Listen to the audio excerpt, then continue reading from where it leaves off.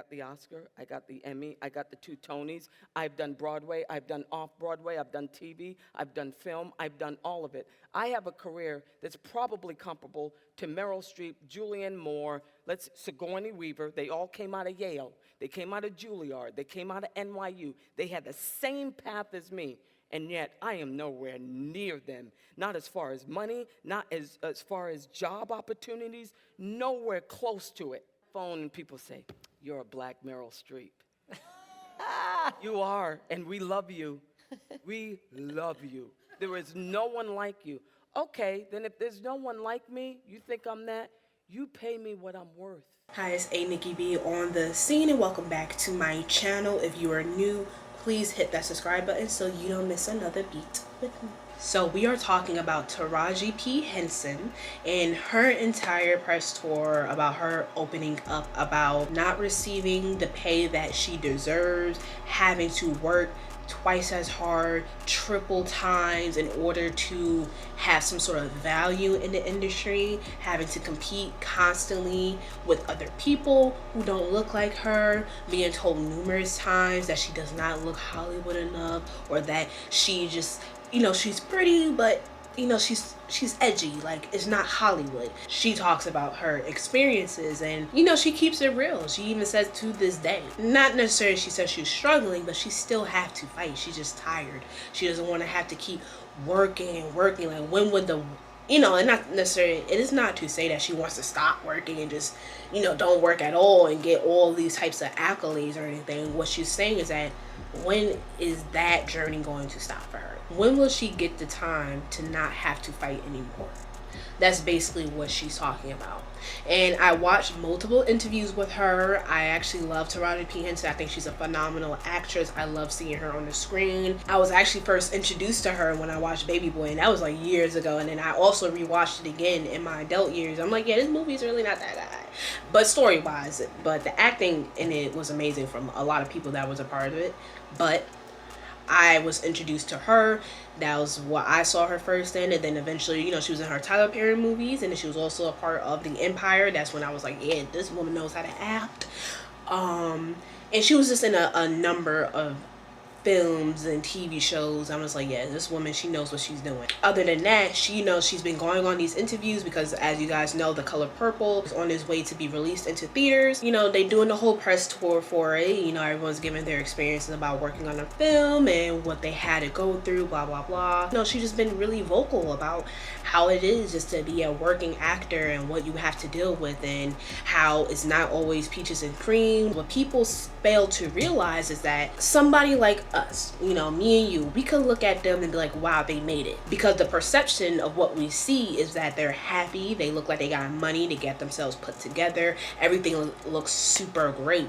But what we don't see is what goes on behind that. We don't see that this is their only check that they have to stretch for the next X amount of time, because who knows when they get their next gig. We don't know that they have to pay all these people and organizations, or whatever the case may be, fees. They have to pay all this stuff. So this actor made 10 mil, made 20 mil, or whatever the number, all that, they don't get all that. They gonna get whatever. After everybody gets their pay, then that's what the actor gets. Like she's saying, a lot of times actresses and actors who are black or are minority, they don't get the same kind of pay compared to other people. So they talk about it. Taraji isn't the first person. We all know Monique. Monique was literally the first person. Unfortunately, she had to put herself on the chopping block, and she spoke about it. Basically, Monique, I believe she exposed the industry with how they treat their actors, particularly black actresses, and she opened up about not being paid to go on these press tours, because she was like, hey, she was part of the movie film. She was part of the Precious film. She obviously won the Oscar for that, for her phenomenal performance. But what they wanted her to do is that they wanted her to do all these press tours to talk about the movie, promote the movie. But guess what? They weren't going to pay her. And mind you, she had a contract with them, and within her contract, it actually didn't really explicitly say that she had to even do that. But they blackballed her because she was like, no. She said no. But mind you, she had Tyler Perry, she had Lee Daniels, Oprah. They was all like, you gotta do it, or why? It's like they just couldn't seem to understand why she didn't want to do it. And it's like, if you were in her position and she only got paid $50,000, I believe it. Don't quote me on that, but I think she only got paid $50,000 for her role in the film. And I think the film made about like 64 or 63 million. And mind you, the film only took 10 million in the budget. The budget for the film was 10 million. It made about 63 million. And y'all only paid her $50K. And then on top of that, they wanted her to do this whole press tour, like I said, with no pay. And keep in mind, she got kids, she got a house, she got bills to pay. It's like, what do you think that $50K gonna go to? She had to travel to these places on her own. She had to provide her own, I guess, hairstylists and fashion stylists, whatever you need. You know, when you go on these little press tours, you're going to need a team of people. All that money was coming from her. They wasn't trying to assist her really in anything. But what they was trying to say is like, well, if you do this, then we can help you get everything else. We're going to get you those movies. We're going to do this for you, do that. And then it was like, no, the juice is not worth the squeeze. That was that whole situation. And then people pretty much was like, oh, we didn't like how Monique, you know, went about the situation. It was just how she went about it, which is what we didn't like. And I'm just like, well, what was the proper way for her to do that? And she fought hard for the truth. Now, granted, you know, there's a lot of other things that I, you know, may not have agreed with Monique on. I'm not going to get into that. I think she boycotted Netflix because they also was trying to, like, lowball her in her pay. But, yeah, someone like Amy Schumer, I think at the time, who had her Netflix special, she had, like, a huge deal. But it's like Amy Schumer is not even funny. At least Monique, she actually got a couple of jokes up her sleeves. But Amy Schumer, I'm sorry, it's just not giving. But somebody like her is getting paid X amount of dollars without thought. But Monique wasn't. I can't remember if she actually won the lawsuit with Netflix. I really don't know. But I know that was also a big thing. And that was kind of just like, you know, just trickling down of all the things that she was boycotting and talking about and, you know, exposing the industry or whatever.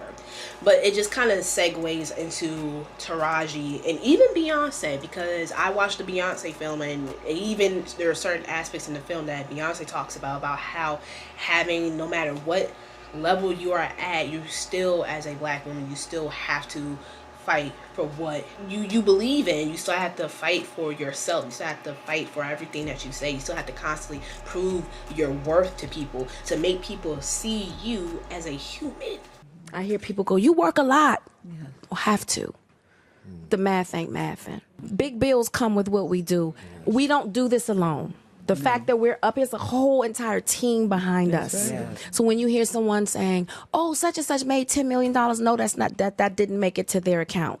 Know that off the top, Uncle Sam is getting 50%. I want to be an actress. I want to be a director, a writer. You know, I want to be into, you know, in the entertainment industry, etc. You know, so a lot of these things, I want to know that transparency. I want to understand, because they don't want to tell you that. They don't want to tell people about that. You know, they want to just sell people a dream and leave it at that. And it's like, I don't want the dream. Give me the real. And Taraji was given the real. And I could relate to her on many levels. Because, again, what Taraji's talking about doesn't only exist in the entertainment industry. It exists at any regular job that you're probably working at right now. Like the job I'm working at, I'm definitely getting paid very low for what I do. Especially the credentials that I have would honestly put me at a higher tax bracket, to be completely honest. And then on top of the experience that I've accumulated over my years of just working, I definitely deserve higher pay. I, on that level, can feel what Taraji is feeling. It's like we're not being paid our worth.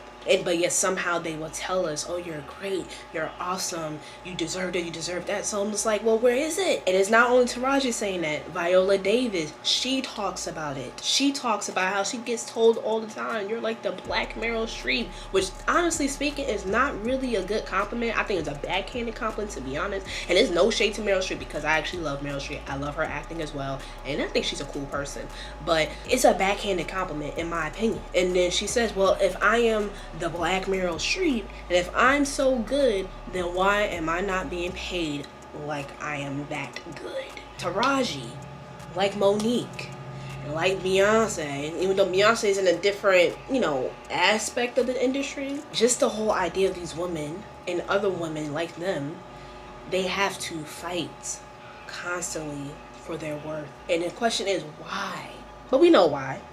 But that's what it is. So for people who are like looking at Taraji and feeling some sort of way, as if like, oh, you look like you made it, because the perception is that People like Taraji who are actually working their, doing what they wanted to do, accomplishing their dreams, they see that as that's it.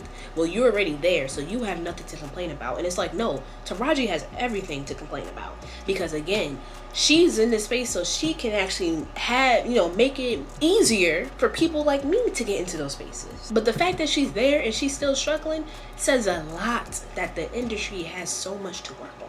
And I just don't understand how some people were just like, well, if you made it there, blah, blah, blah, you have no reason to complain. I work at this job and I'm being underpaid and I hate what I work. And it's like, whoa, that's the problem.